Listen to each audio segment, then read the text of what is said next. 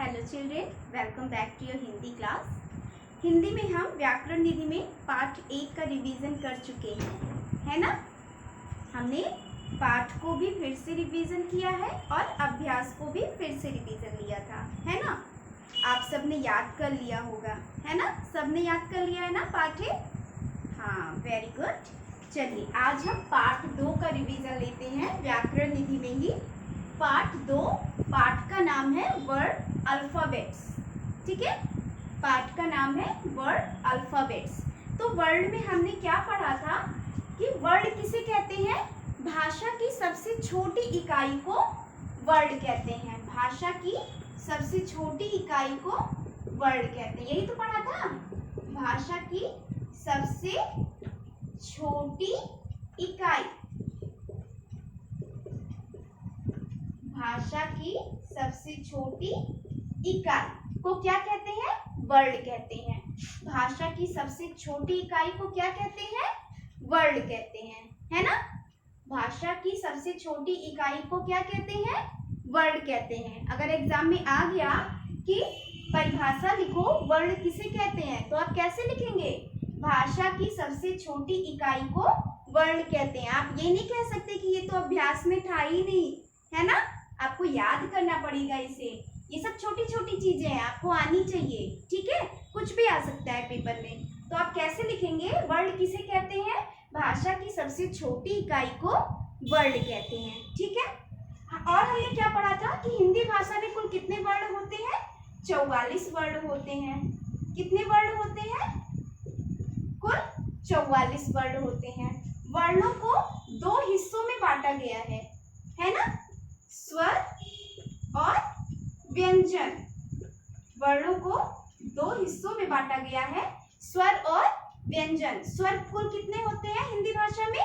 11 होते हैं। व्यंजन कितने होते हैं? 33 होते हैं, है ना। कुल स्वर कितने होते हैं? 11। व्यंजन कुल कितने होते हैं हिंदी भाषा में? 33। तो अभी हमने क्या पढ़ा? वर्ड किसे कहते हैं? भाषा की सबसे छोटी इकाई को वर्ड कहते हैं। हिंदी भाषा में कुल कितने वर्ड होते हैं? 44 वर्ड होते हैं। और वर्णों को 2 हिस्सों में बांटा गया है, पहला स्वर और दूसरा व्यंजन। हिंदी भाषा में कुल कितने स्वर होते हैं? हिंदी भाषा में कुल 11 स्वर होते हैं। हिंदी भाषा में कुल कितने व्यंजन होते हैं? हिंदी भाषा में कुल 33 व्यंजन होते हैं। अब ये 11 स्वर जो होते हैं वो कौन कौन से होते हैं? अ, आ, इ, ई, उ, ऊ, री, ए, ओ, औ। ठीक है, ये आपको पता होगा, आपकी बुक में भी दिया है। अ, आ, इ, ई, उ, ऊ, री, ए, ओ, औ। और व्यंजन, व्यंजन कौन कौन से आते हैं इसमें? का, खा, गा, घा, अंगा, चा, छा, जा, झा, इया, टा, ठा, डा, ढा, अड़ा, ता, था, दा, धा, ना, पा, फा, बा, भा, मा, यारा, लावा, शा, हा। ठीक है, 3 सा है।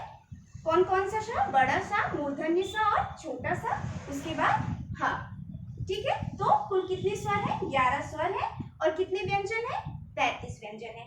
आगे आपकी बुक में दिया है, हाँ मैंने आपको पढ़ाया था कि ये का होता है, हमें पता है। ठीक है, क्या ये स्वर रहित का है?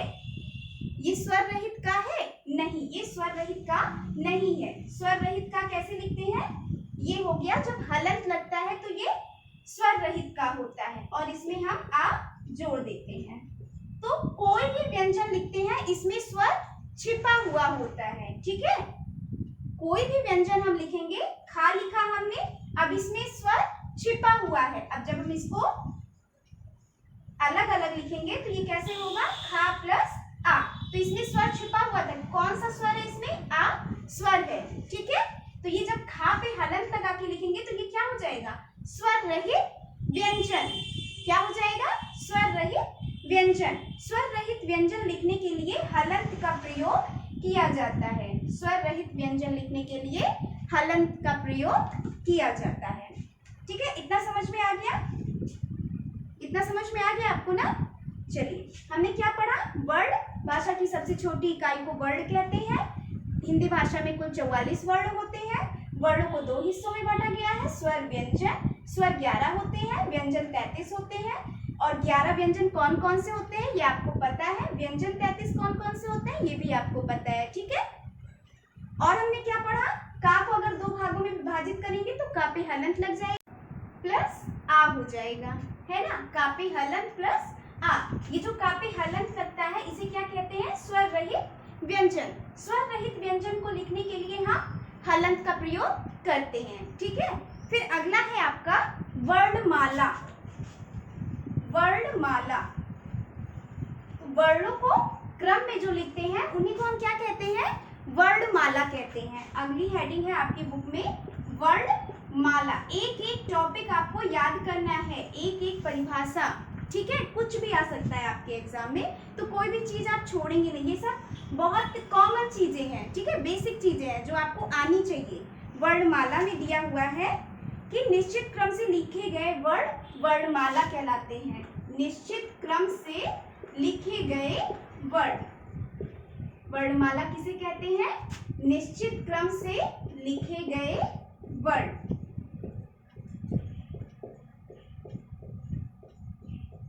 निश्चित क्रम से लिखे गए वर्ण क्या कहलाते हैं?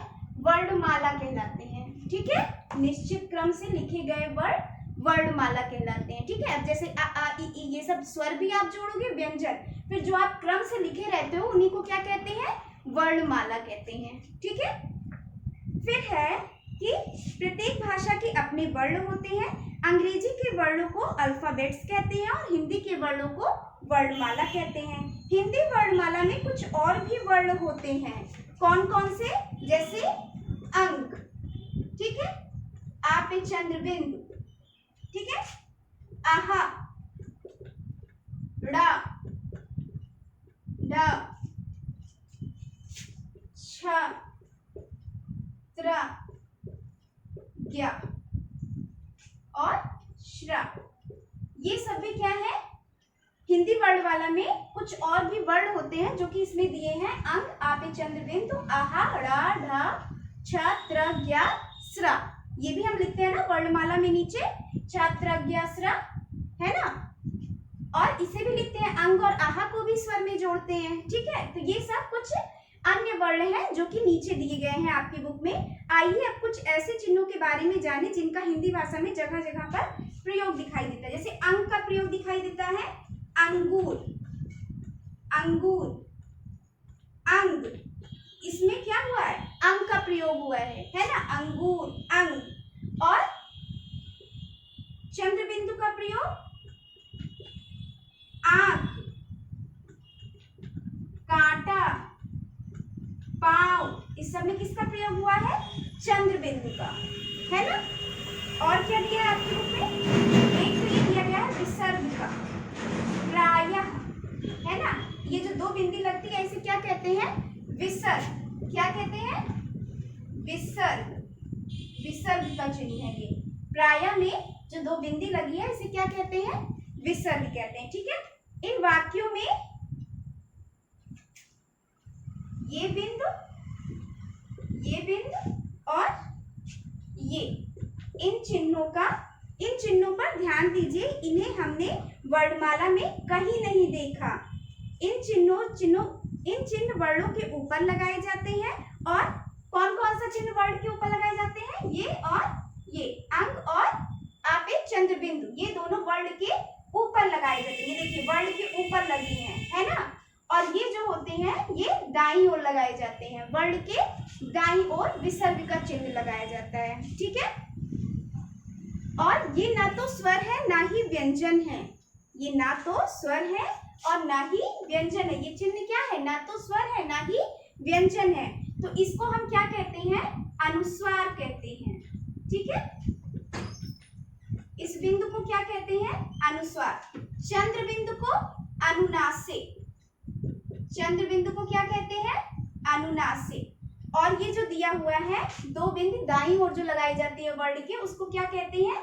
विसर्ग कहते हैं, ठीक है। इस बिंदु को अनुस्वार, चंद्र बिंदु को अनुनासिक, और जो दाईं ओर लगाए जाते हैं दो बिंदु, उन्हें क्या कहते हैं? विसर्ग कहते हैं, ठीक है। इतनी बात समझ में आ गई। अगला है संयुक्त व्यंजन। तो हमने पढ़ा था संयुक्त व्यंजन 4 होते हैं, है ना। संयुक्त व्यंजन 4 होते हैं। छ, त्र, ज्ञ, स्र। छ, त्र, ज्ञ और स्र। ये क्या है? संयुक्त व्यंजन है। क्या है? संयुक्त व्यंजन। इन्हें संयुक्त व्यंजन क्यों कहते हैं? क्योंकि ये एक से अधिक व्यंजन को मिलाकर बनते हैं, इसलिए इन्हें क्या कहते हैं? संयुक्त व्यंजन। ठीक है। छ, त्र, ज्ञ, स्र ऐसे व्यंजन हैं जो दो व्यंजनों को मिलाकर बनते हैं, इन्हें संयुक्त व्यंजन कहते हैं। अब ये जो छा बना है ये किस से बना है? किन किन दो व्यंजनों से? का से और शा से, मूर्धन्य सा से। का पे हलन प्लस मूर्धन्य शा, इससे क्या बना? छा बना। ठीक है। त्रा किससे बनता है? ता पे हलन प्लस रा, ता पे हलन प्लस रा। अब इससे क्या बना? त्रा बना। ज्ञा किससे बनता है? जा पे हलंत प्लस इया। ठीक है, इससे क्या बना? जा बना। जा पे हलंत प्लस इया। श्रा किससे बनता है? शा पे हलंत प्लस रा। ठीक है, ये हो गया श्रा। सो दो व्यंजनों से मिलाकर बने व्यंजन को क्या कहते हैं? संयुक्त व्यंजन। और संयुक्त व्यंजन कौन कौन से होते हैं? छ, त्र, ज्ञ, स्र। छ, त्र, ज्ञ, श्र। छ कैसे बनता है? का पे हलंत प्लस मूर्धन्य सा, त्र ता पे हलंत प्लस रा। ज्ञ कैसे बनता है? जा पे हलंत प्लस इया। श्रा कैसे बनता है? शा बड़ा शा पे हलंत प्लस रा। ठीक है, ये क्या हो गए? संयुक्त व्यंजन। क्या हो गए? संयुक्त व्यंजन। चलो अब बताओ आप, संयुक्त व्यंजन किसे कहते हैं? किसे कहते हैं? संयुक्त व्यंजन जो दो व्यंजनों से मिलाकर बनते हैं उन्हें क्या कहते हैं? संयुक्त व्यंजन कहते हैं। ठीक है, जैसे छ, त्र, ज्ञ, स्र। ठीक है, अब आगे जो है हमने सीखा और अभ्यास, ये हम अगली क्लास में पढ़ेंगे। ठीक है, ओके। आज आपको क्या रिवीजन करना है? इस पूरे पाठ का रिवीजन लेना है। वर्ड किसे कहते हैं? हिंदी भाषा में कुल कितने वर्ड होते हैं? वर्डों को कितने हिस्सों में बांटा गया है? और कौन कौन से इसमें स्वर हैं? स्वर कितने होते हैं? व्यंजन कितने होते हैं? वो कौन कौन से हैं? और क्या पढ़ना है? वर्णमाला। ठीक है, वर्णमाला और संयुक्त व्यंजन। ठीक है, आप इतना पढ़ो, फिर हम आगे की क्लास में अभ्यास पढ़ते हैं। ठीक है, रिवीजन करेंगे। Okay okay, thank you.